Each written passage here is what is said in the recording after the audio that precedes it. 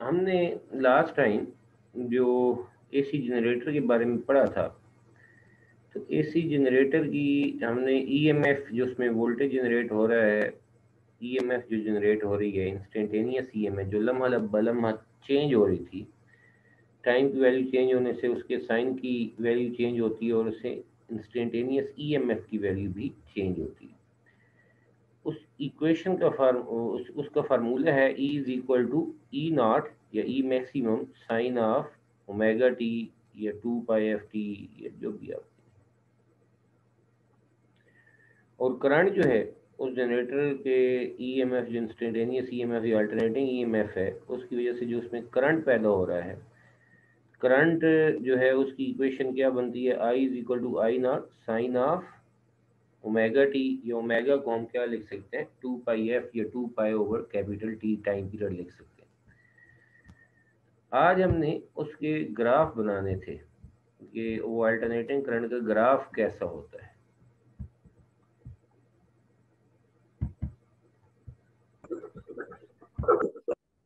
जी हमजा, कोई सवाल है आपका?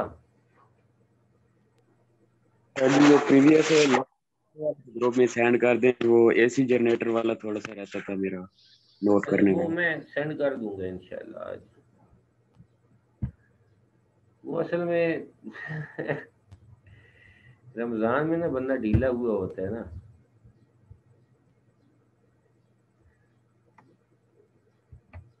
तो वो मैंने वीडियो भी अपलोड को नहीं कर पा रहा।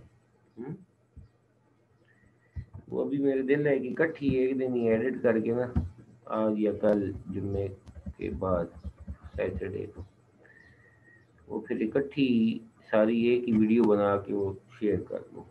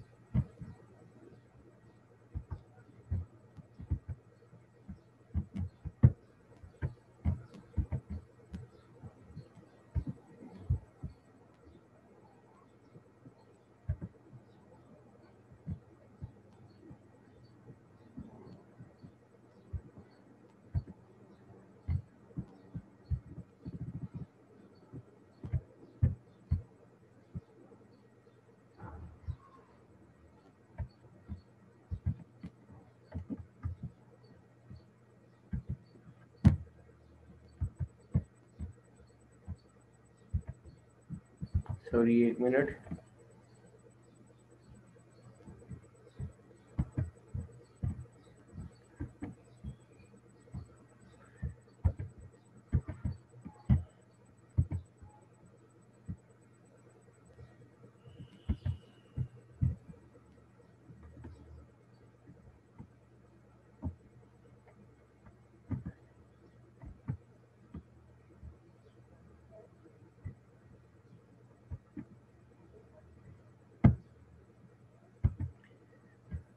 अच्छा, ये देखिएगा, जो हमारे पास ईएमएफ जनरेट हो रही थी, जो इसकी क्या कहते हैं, एसी जनरेटर की, ये मक्खी कहाँ से,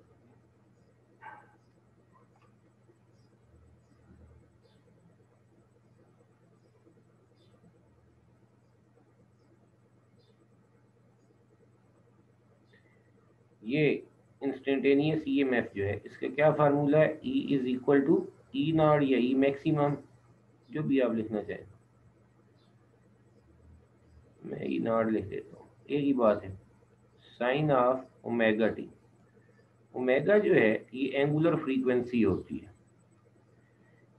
एंगुलर फ्रीक्वेंसी ये क्या है, एंगुलर वेलोसिटी है बेसिकली काल की, एक तरह से थीटा ओवर टी। एक रोटेशन के लिए जो हमारे पास एंगल होता है रेडियन में, वो कितना होता है, 2 पाई। और एक रोटेशन के टाइम को हम क्या कह देते हैं, टाइम पीरियड कह देते हैं। ओमेगा होता है 2 पाई ओवर कैपिटल टी। लेकिन आपको ये भी पता है कि 1/t जो होता है, यानी टाइम पीरियड का इन्वर्स, वो फ्रीक्वेंसी के बराबर होता है। तो इसको मैं 2 पाई और 1/t को क्या लिख सकता हूँ, एफ लिख सकता हूँ। तो ये हमारे पास है। तो यहाँ पर ई नॉट ओमेगा को मैं क्या लिख सकता हूँ, 2 पाई एफ इंटू टी लिख सकता हूँ, या E naught sine of 2 pi F. F क्या है, टाइम पीरियड के इनवर्स है, capital T into instantaneous time. Capital T time period है, एक रोटेशन की कंप्लीट रोटेशन का टाइम है ऑफ द कॉइल, और कैपिटल टी स्मॉल टी जो है ये इंस्टेंटेनियस टाइम है कि मैं कितने टाइम के बाद ईएमएफ मालूम करना चाहता हूँ। ठीक हो गया। सेम हमारे पास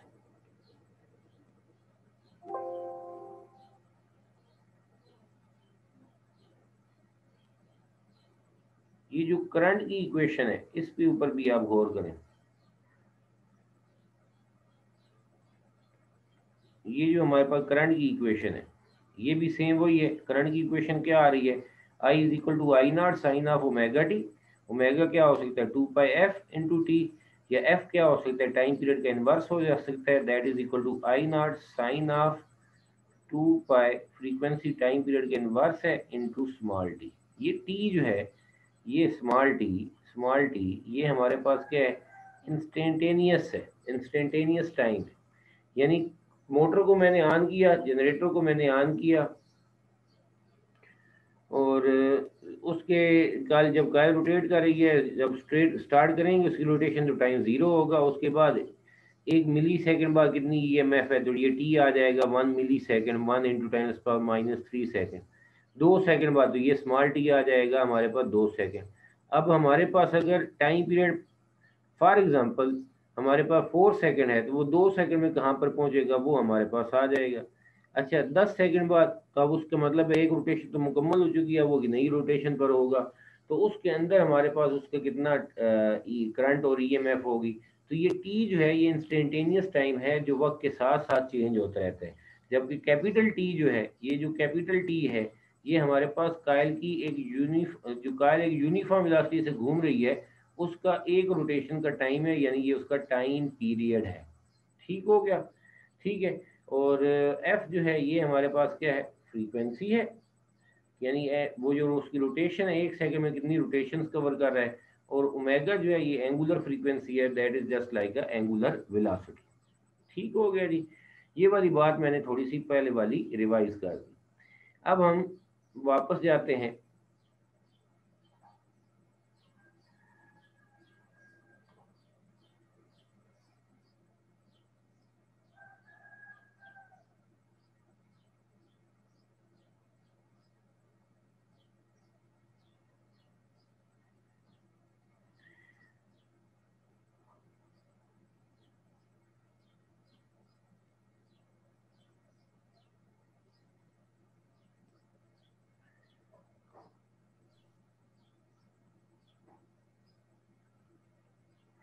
जी आज हमने इस पे बात करनी है, graph between induced EMF and time.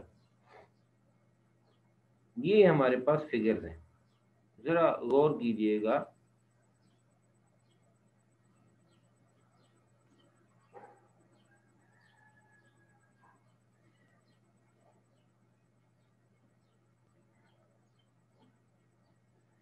ये मैं नोट्स आप लोगों के साथ लाजमी शेयर करना चाहूँगा, क्योंकि थोड़ी सी डिटेल ये तरतीब दी हुई है इसमें बेहतर। ये आप लोगों के पास की बुक होगी हमारे वाली स्कॉलर सीरीज की, तो उसमें ये सारी बात हमने बेहतर तरीके से मेंशन की है जी। अब पूरी तवज्जो आप लोगों की इधर हो।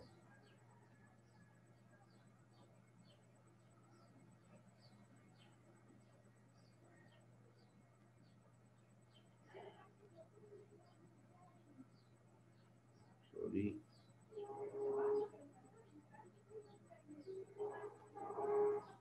ठीक है। ये हमारे पास मैग्नेट है, नॉर्थ एंड साउथ पोल्स हैं उसके। ठीक है, नॉर्थ एंड साउथ पोल्स। अब हमारे पास क्या है, इस नॉर्थ पोल से साउथ पोल की तरफ ऐसे मैग्नेटिक फील्ड लाइन जा रही होंगी जैसे ये अभी पास हो रही हैं। ठीक हो गया। लेकिन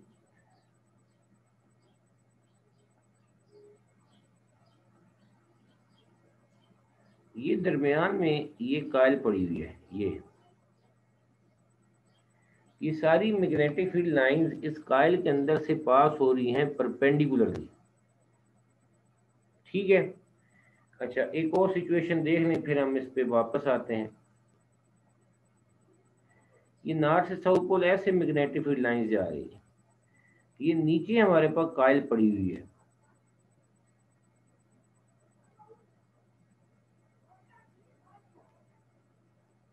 ये। तो अब ये जो हमारे पास मैग्नेटिक फील्ड लाइंस हैं, ये कॉइल के ऊपर से गुजर रही होंगी, ये उसके नीचे से गुजर रही होंगी। Magnetic field line plane of the coil के पैरेलल हैं, उसके अंदर से कोई भी नहीं गुजर रही होगी, तो उसका मैग्नेटिक फ्लक्स कितना होगा हमारे पास? जीरो होगा। तो यहाँ पर मैग्नेटिक फ्लक्स जीरो है। और जब मैग्नेटिक फील्ड लाइन सरफेस के अंदर से परपेंडिकुलरली पास होती हैं, तो उसका मैग्नेटिक फ्लक्स क्या होता है? मैक्सिमम होता है। ठीक है। अब जरा आप लोगों से मैं पूछता हूँ, अगर मैं ये सारी चीजें क्लियर करूँ। अब मैं आपसे ये पूछता हूँ कि ये पहली फिगर है, ये दूसरी है, बल्कि ये ऊपर नजर आ रहा है आप लोगों को। पहली ये हमारे पास स्टेज 1 है, stage 1, stage 2, stage 3, stage 4, stage 5। जी, आप लोगों से मैं पूछ रहा हूँ, जिसको आता हो वो प्लीज बोल दे कि यहाँ पर जो स्टेज 1 है, इसमें मैग्नेटिक फ्लक्स क्या है? जब plane of the coil magnetic field के परपेंडिकुलर है, तो फ्लक्स क्या है? फ्लक्स मैक्सिमम है या मिनिमम? मैक्सिमम में से। ठीक हो गया जी, बिल्कुल सही कह रहे हैं, मैग्नेटिक फ्लक्स मैक्सिमम है। दूसरे केस में हमारे पास क्या है जी? यहाँ पर जब मैग्नेटिक फील्ड लाइंस कॉइल के पैरेलल हैं, तो फिर मैग्नेटिक फ्लक्स जीरो है, मिनिमम है, जीरो है। फिर तीसरे केस में हमारे पास क्या हो जाएगा? मैग्नेटिक फ्लक्स क्या हो जाएगा? मैक्सिमम हो जाएगा। मैग्नेटिक फ्लक्स मैक्सिमम है। लेकिन एक बात गौर करो, ये मेरा हाथ है, ठीक है।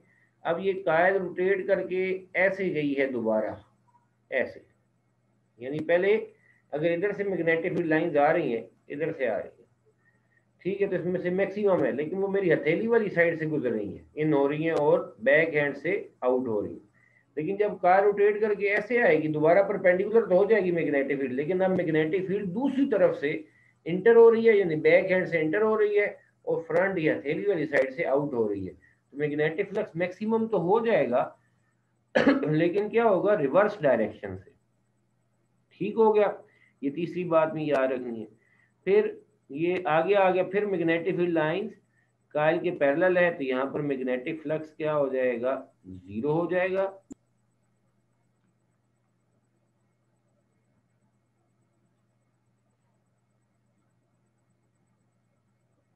मैग्नेटिक फ्लक्स जीरो हो जाएगा या मिनिमम हो जाएगा। और फिर हमारे पास लास्ट पर ये दोबारा कॉइल पूरा रोटेट करने के बाद, जरा देखो, ये सीडी साइड ऊपर वाली साइड पर थी, अब दोबारा सीडी वाली साइड रोटेट करके ऊपर पहुंच आई है। बात समझ में आ गई? यानी अब पूरी एक रोटेशन हो गई है, दोबारा पहले वाली स्टेज आ गई, मैग्नेटिक फ्लक्स दोबारा मैक्सिमम हो जाए। चलें, ये बात होगी। फैराडे लॉ क्या कहता है? फैराडे लॉ हमें ये कहता है कि ईएमएफ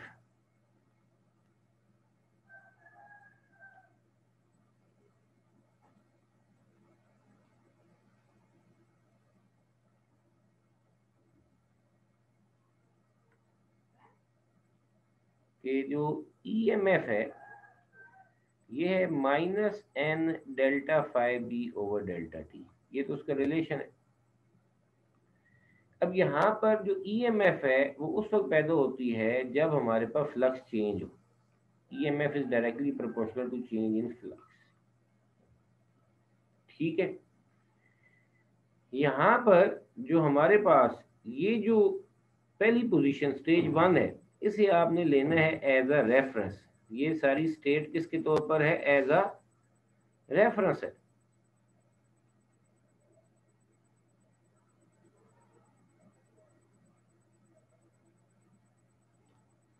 ये हमारे पास किसके तौर पर होगी? रेफरेंस के तौर पर। अब ये जो स्टेज 1 है, इसमें यहाँ पर जो सिचुएशन है उसमें स्टेज 1 जिसे हम एज अ रेफरेंस ले रहे हैं,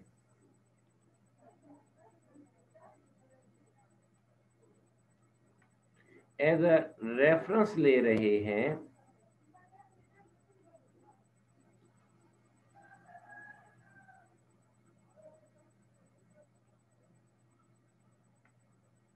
ठीक है, रेफरेंस ले रहे हैं। तो यहां पर जरा देखो, स्टेज 1 के स्टार्ट पर हमारे पास फ्लक्स मैक्सिमम है, flux is maximum, magnetic flux maximum है। यही बात समझनी है मेरे प्यारों। लेकिन जब कायल ऐसे रोटेट करके ऊपर से नीचे आ रही है तो फ्लक्स मैक्सिमम से मिनिमम की तरफ जा रहा है। तो अब जब वो रोटेशन उसकी स्टार्ट होती है, जब रोटेशन स्टार्ट होती है तो हमारे पास फ्लक्स क्या होना शुरू हो जाता है, डिक्रीज होना शुरू हो जाता है। जब फ्लक्स डिक्रीज होता है तो हमारे पास क्या हो जाता है, फ्लक्स के चेंज होने से ईएमएफ पैदा होना शुरू हो जाती है। लेकिन इस जगह पर फ्लक्स मैक्सिमम होने के बावजूद अभी चेंज नहीं हुआ था, इसलिए यहाँ पर अभी किसी किस्म की ईएमएफ जनरेट नहीं हो रही, इसलिए इस जगह पर at the start EMF is 0।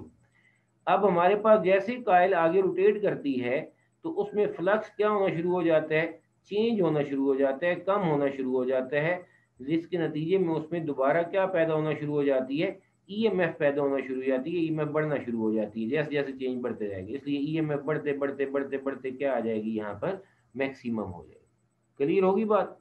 लेकिन अहम बात क्या है कि एट स्टार्ट फ्लक्स मैक्सिमम है, लेकिन अभी ये उसके चेंज होना स्टार्ट नहीं हुआ, ये हमारी रेफरेंस स्टेज है।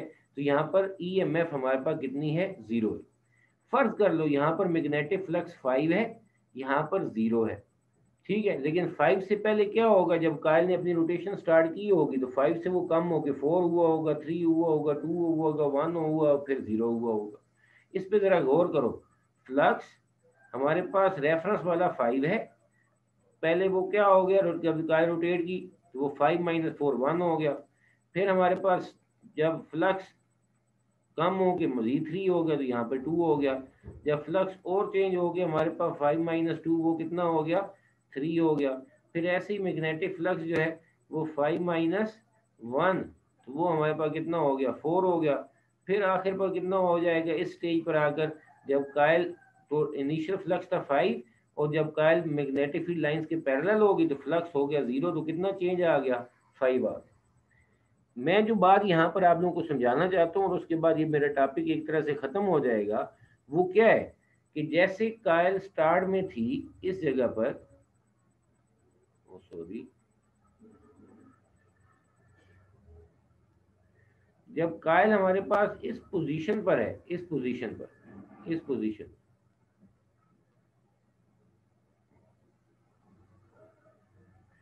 इस पोजीशन पर है, तो उस वक्त हमारे पास क्या हो रहा है, उस वक्त फ्लक्स मैक्सिमम है। जब इस पोजीशन पर है तो फ्लक्स 0 है। तो फ्लक्स मैक्सिमम से मिनिमम रोटेशन के दौरान क्या हुआ, अचानक तो 0 नहीं हुआ, वो 5 से 4 हुआ होगा, 4 से 3 हुआ होगा, 3 से 2, 2 से 1, 1 से 0, ठीक है। तो यहाँ पर जो चेंज इन फ्लक्स है वो कितना आ रहा है, पहले 5 में से इनिशियली 5 में से 5 माइनस होगा तो हमारे पास कोई फ्लक्स चेंज नहीं हुआ, तो यहाँ पर ईएमएफ 0। फिर 5 में से 4 माइनस हुआ, जब कार रोटेट करके थोड़ा सा चेंज हुई तो 1 आई, तो 5 - 4 तो वो क्या आ जाएगा, 1 आ जाएगा। तो यहाँ पर हमारे पास 5 - 4 1 आ गया। फिर हमारे पास क्या होगा, फ्लक्स चेंज हुआ ना, जब फ्लक्स चेंज हुआ तो यहाँ पर क्या पैदा हो जाएगी, यहाँ पर ईएमएफ पैदा हो जाएगी। तो शुरू में अभी फ्लक्स में चेंज कम है, इसलिए इनिशियली हमारे पास ईएमएफ की वैल्यू भी यहाँ पर क्या होगी, कम होगी।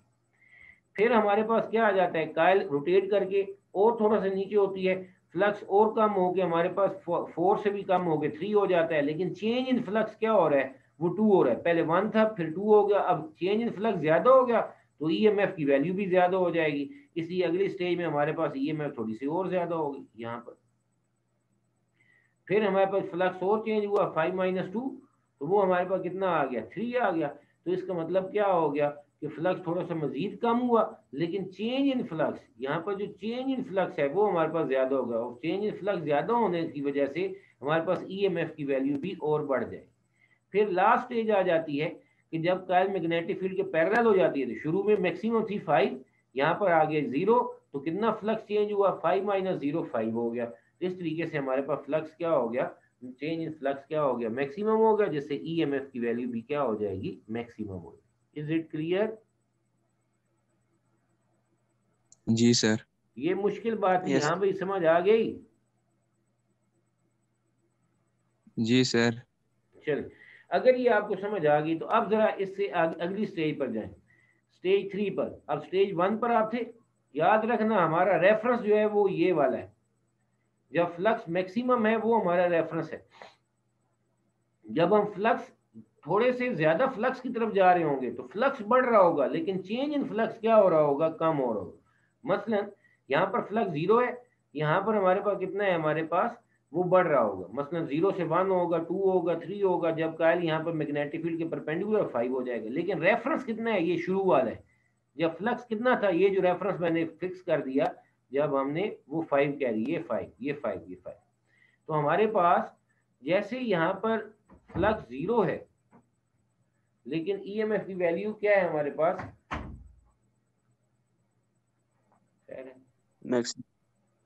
मैक्सिमम है।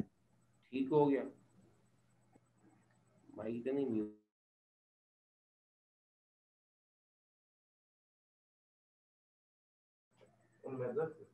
ठीक,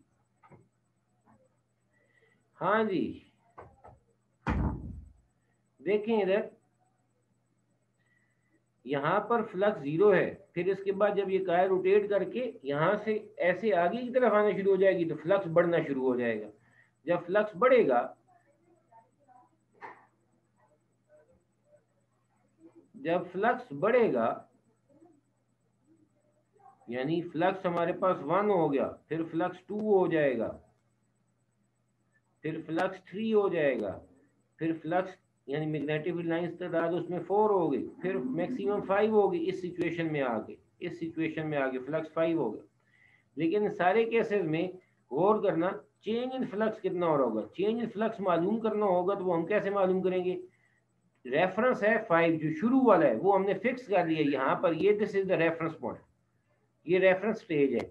यहाँ पर फ्लक्स मैक्सिमम है लेकिन अभी चेंज नहीं हुआ था, ये रेफरेंस है। ये 5 माइनस क्या हो जाएगा, अब बढ़ के जो 1 हुआ, फिर हमारे पास कितना हो जाएगा 5 माइनस 2, फिर कितना हो जाएगा 5 माइनस 3, फिर कितना हो जाएगा 5 माइनस 4, फिर कितना हो गया 5 माइनस 5। तो चेंज इन फ्लक्स जो है वो हमारे पास क्या हो रहा है, पहले 5 माइनस 0 होगा, यहाँ पर ये जो स्टेज है 5 माइनस 0 5, फिर कितना हो गया चेंज इन फ्लक्स 4, फिर कितना आ गया 3, फिर कितना आ गया 2, फिर कितना आ गया 1, फिर कितना हो गया 0। यानी फ्लक्स तो बढ़ रहा है, फ्लक्स ज्यादा हो रहा है, लेकिन चेंज इन फ्लक्स क्या हो रहा है, कम हो रहा है। और ईएमएफ की वैल्यू डिपेंड करती है किस पर, हमारे पास चेंज इन फ्लक्स पर डिपेंड करती है। तो अगर चेंज इन फ्लक्स ज्यादा होगा तो ईएमएफ की वैल्यू भी ज्यादा होगी, अगर चेंज इन फ्लक्स कम होगा तो ईएमएफ की वैल्यू भी कम होगी। तो इस स्टेज में स्टेज 2 से स्टेज 3 की तरफ जाते हुए फ्लक्स 0 से मैक्सिमम की तरफ जा रहा है, जिसकी वजह से हमारे पास चेंज इन फ्लक्स जो है वो क्या हो रहा है, कम हो रहा है। चेंज इन फ्लक्स कम होगा तो फिर ईएमएफ की वैल्यू भी कम होगी, तभी हमारे पास वक्त के साथ साथ ये देखो ईएमएफ की वैल्यू क्या होना शुरू हो गई है, कम होना शुरू हो गई, और इस स्टेज पर आकर कितनी हो जाती है, यहाँ पर 0 हो जाती है। हाँ भाई लड़कों बोलो, बात समझ आई है या नहीं आई? जी सर। यही आई मुश्किल सर। बात थी, समझ में आ गई बात? चले जी, ओ मेरे बच्चे,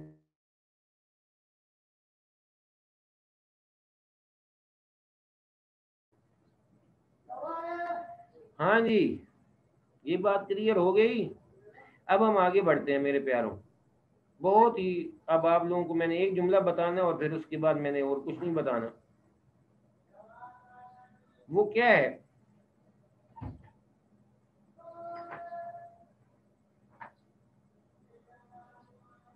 वो ये है कि यहाँ पर जो फ्लक्स है वो मैक्सिमम है, जो जो मैंने थोड़ी देर पहले आप लोगों को बात बताई थी। लेकिन इधर हमारे पास ये सी डी साइड ऊपर थी, यहाँ पर वो आधी रोटेशन के बाद, कायल आधी रोटेशन के बाद उसकी जो सी डी साइड है वो नीचे चली गई है, और जो ई एफ साइड है वो उसकी ऊपर आ जाती है। ई एफ साइड, वो ई एफ साइड जो है ये हमारे पास ऊपर आ गई, यानी कायल में से दोबारा जब रोटेट करके आधी रोटेशन के बाद इधर पहुंचती है तो अब बैक एंड से फ्लक्स इन हो रहा होगा और फ्रंट साइड से फ्लक्स जो हमारे पास पहले था फ्रंट साइड, उसमें से फ्लक्स आउट हो गया, सारा रिवर्स साइडर हो गया। तो अब हमारे पास इस अपोजिट डायरेक्शन को रिप्रेजेंट करने के लिए ग्राफ में हमारे पास दोबारा जरा देखो फ्लक्स मैक्सिमम होगा, और फ्लक्स मैक्सिमम से अगली स्टेज में वो हमारे पास फ्लक्स क्या हो जाएगा, जीरो हो जाएगा। और फ्लक्स मैक्सिमम से मिनिमम की तरफ जाए तो इसका क्या मतलब होता है, फ्लक्स हमारे पास डिक्रीज हो रहा है लेकिन चेंज इन फ्लक्स क्या हो रहा है, इंक्रीज हो रहा है, और ईएमएफ की वैल्यू क्या हो जाएगी, बढ़ती जाएगी और वो मैक्सिमम हो जाएगी। क्लियर होगी बात? ठीक है, लेकिन ये क्योंकि अब अपोजिट डायरेक्शन से है फ्लक्स के इन और आउट होना, इस वजह से यहाँ पर ग्राफ जो है उसकी डायरेक्शन हमारे पास किस साइड पर आ जाती है, नेगेटिव साइड पर आ जाती है। फ्लक्स बढ़ रहा होगा, फ्लक्स कम हो रहा होगा, ईएमएफ की चेंज इन फ्लक्स ज्यादा हो रहा होगा, फ्लक्स मैक्सिमम हो जाएगा, और यहाँ पर आकर वो लेकिन किस डायरेक्शन में, किस एक्सिस पर, नेगेटिव एक्स एक्सिस, यहाँ पर नेगेटिव वाई एक्सिस पर। ये जो ईएमएफ की वैल्यू हम अलॉन्ग वाई एक्सिस ले रहे हैं तो ये नेगेटिव साइड पर आ जाएगी। ये बात समझ आई, ये रीजन समझ आई, क्योंकि अब flux from the back and हमारे पास क्या हो रहा है, वो मैक्सिमाइज हुआ है, और मैक्सिमाइज होकर डिक्रीज होगा, चेंज इन फ्लक्स हमारे पास इंक्रीज होगा, जिससे ईएमएफ की वैल्यू भी बढ़ेगी। लेकिन क्योंकि अपोजिट डायरेक्शन से फ्लक्स इंक्रीज हो रहा है और फ्लक्स में चेंज आ रहा है, इस वजह से हमने ये ग्राफ जो है ये किस डायरेक्शन में रिप्रेजेंट किया है, अपोजिट डायरेक्शन। और एक तो ये थ्योरेटिकल आ गई। दूसरा, जब हम आगे बढ़ेंगे इसके करंट की डायरेक्शन लेंगे तो करंट की डायरेक्शन इन द कॉइल भी क्या हो जाती है, रिवर्स हो जाती है। इसकी पोलैरिटी जो साइड पॉजिटिव होती है वो नेगेटिव हो जाती है, जो नेगेटिव होती है वो पॉजिटिव हो जाती है। इस वजह से भी ये हमने किस साइड पर रिप्रेजेंट किया है, on the negative Y axis represent किया है, इस रिवर्स करंट को रिप्रेजेंट किया है। फिर यहाँ से यहाँ पर जब हम आएंगे स्टेज 4 से स्टेज 5, तो दोबारा फ्लक्स जीरो से मैक्सिमम की तरफ जाएगा और नॉर्मल की तरफ जाएगा। जीरो से मैक्सिमम की तरफ जा रहा है तो इसका क्या मतलब हो गया, जीरो से मैक्सिमम फ्लक्स इंक्रीज हो रहा है, फ्लक्स इंक्रीज हो रहा है, लेकिन चेंज इन फ्लक्स क्या हो रहा होगा, डिक्रीज हो रहा होगा। चेंज इन फ्लक्स डिक्रीज होगा तो ईएमएफ की वैल्यू भी हमारे पास डिक्रीज होगी, और फाइनली क्या हो जाती है, हमारे पास जीरो हो जाती है। हाँ भाई बोलो यार, किसी का सवाल है तो पूछो जल्दी से।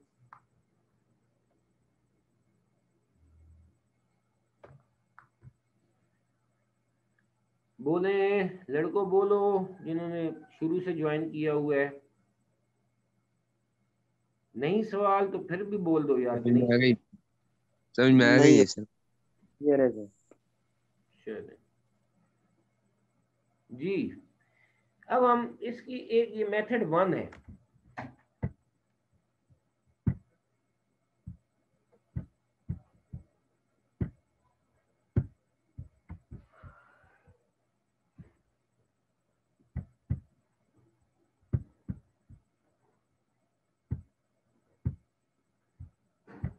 अब हम मेथड 2 की तरफ बढ़ते हैं।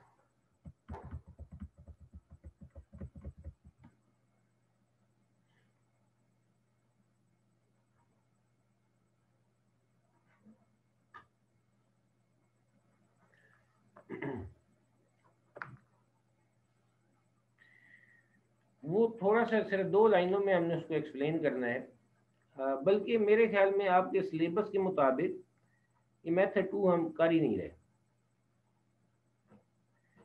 मेथड 1 ही काफ़ी है। ठीक है, इसका ताल्लुक है मोशनल ईएमएफ के रिलेशन से, E is equal to V B L sine theta. वो आप लोगों ने पढ़ा ही नहीं हुआ, जब पढ़ा ही नहीं हुआ जो कोर्स में नहीं है तो फिर उसको ये करने की ज़रूरत नहीं है। बस सिर्फ आप लोगों ने ये मेथड 2 की ये जो लाइंस हैं इनको छोड़ देना है, और ये वाला जो है ये टेबल इसको ज़रूर याद कर लें, just for the objective purpose हो तो कोई मसला नहीं है। ठीक है, ये बात समझ में आ गई। ये मैं क्यों छोड़ रहा हूँ, इस वजह से कह रहा हूँ कि आपके रिड्यूस सिलेबस में मोशनल ईएमएफ का टॉपिक नहीं है, और ये फार्मूला भी आप लोगों ने देखा होगा, मैंने को नहीं पढ़ाया।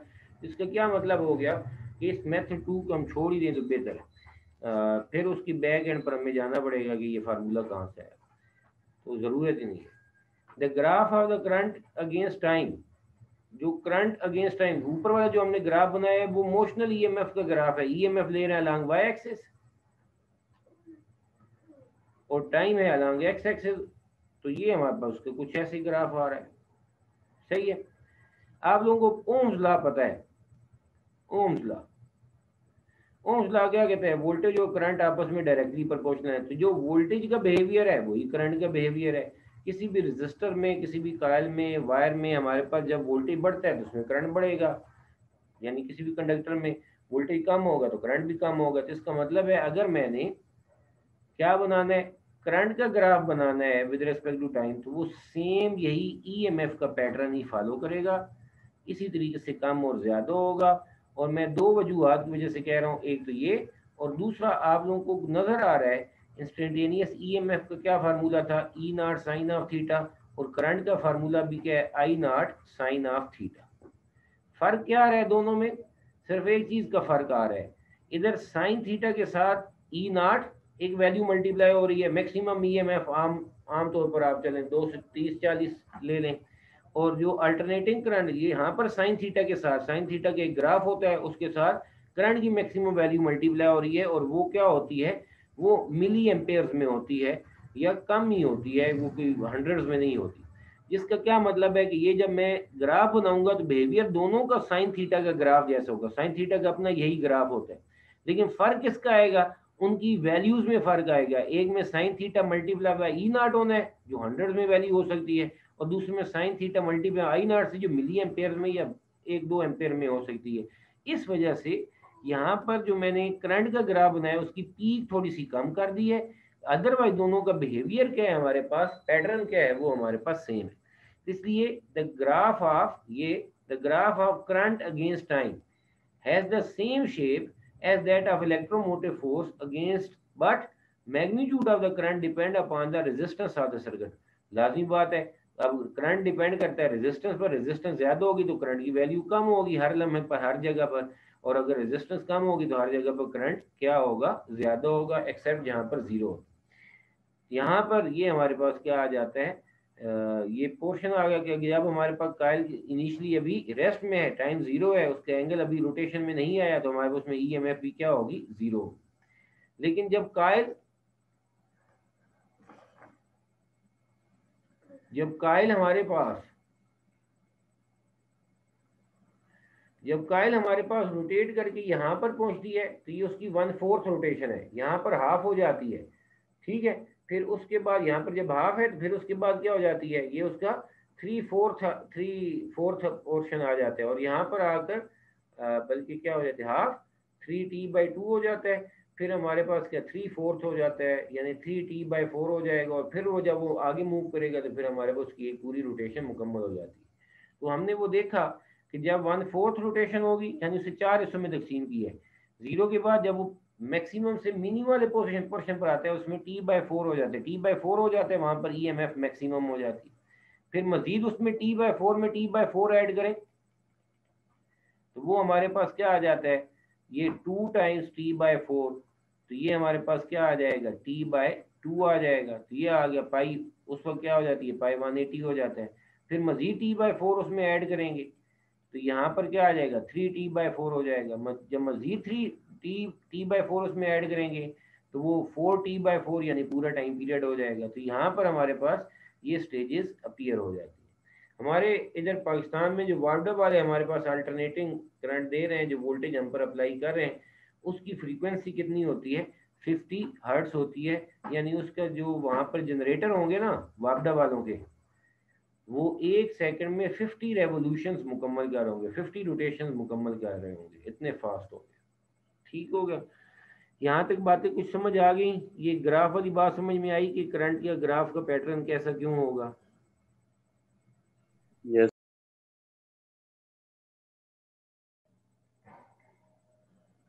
अभी मैं आप लोगों से एक बात पूछना चाहता हूँ, जो जो टाइम रह गया, ये अगला टॉपिक पढ़ा नहीं रहा, सिर्फ उसकी एक थोड़ी सी सेंस बनाना चाह रहा हूँ।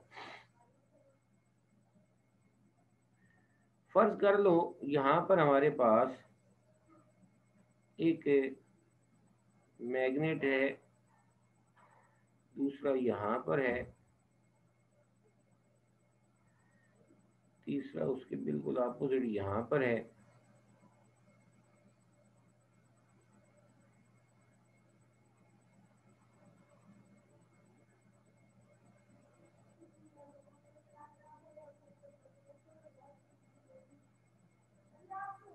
अल्लाह हाफिज।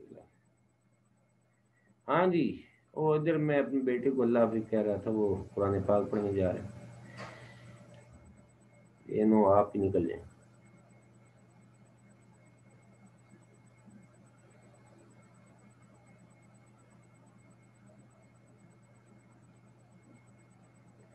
वो टाइम तो रह ही नहीं गया।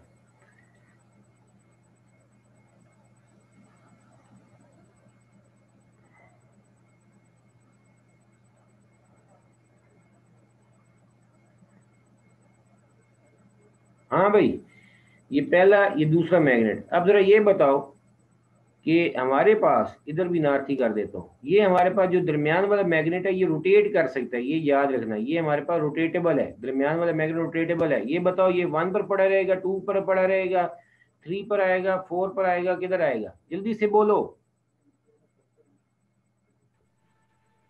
रोटेट करेगा। हाँ, ये रोटेट करेगा और 1 पर रहेगा। नॉर्थ जो रिपेल करेगा ना, तो ये किसकी तरफ बेंड हो जाएगा? ये ऐसे बेंड होके साउथ। इसकी तरफ आ जाएगा, 2 की तरफ आ जाएगा। अब जरा देखो, कहानी सुनो। जैसे इधर पहुंचता है तो यहाँ पर ये साउथ की बजाय क्या आ जाता है, इधर नॉर्थ आ जाता है, और इधर हमारे पास साउथ डेवलप हो जाता है। तो अब ये हमारे पास रोटेट करके किधर आ जाएगा? नंबर 3 पोजीशन पर आ जाएगा। ऐसे आ जाएगा, ऐसे। ठीक है। लेकिन जैसे ही हमारे पास ये इधर पहुंचता है तो फिर हमारे पास क्या हो जाता है, इधर नॉर्थ आ जाता है। अब ये दोबारा ऐसे आगे की तरफ रिपेल करेगा और ये इधर क्या करेगा, ऐसे साउथ वाला, इधर हमारे पास अगर साउथ है तो वो इसे रोटेट करके अपनी तरफ अट्रैक्ट कर